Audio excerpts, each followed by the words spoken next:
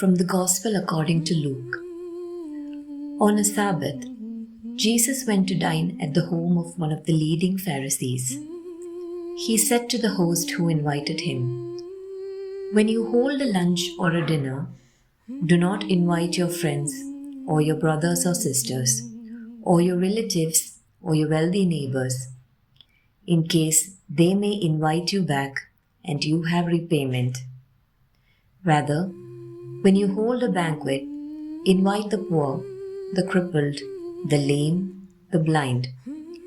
Blessed indeed will you be because of their inability to repay you, for you will be repaid at the resurrection of the righteous."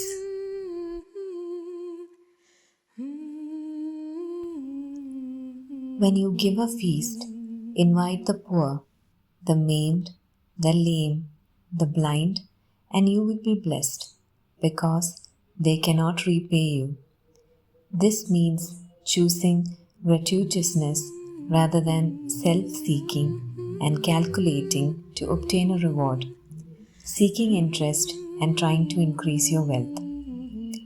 Indeed, the poor, the simple, those who don't count, can never reciprocate an invitation to a meal.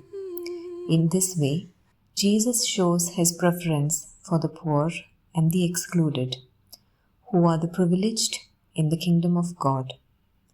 And he launches the fundamental message of the gospel, which is to serve others out of love for God. Today, Jesus gives voice to those who are voiceless, and to each one of us, he addresses an urgent appeal to open our hearts and to make our own the sufferings and anxieties of the poor, the hungry, the marginalized, the refugees, those who are defeated by life, those who are rejected by society and by the arrogance of the strong, and those who are discarded make up the vast majority of the population.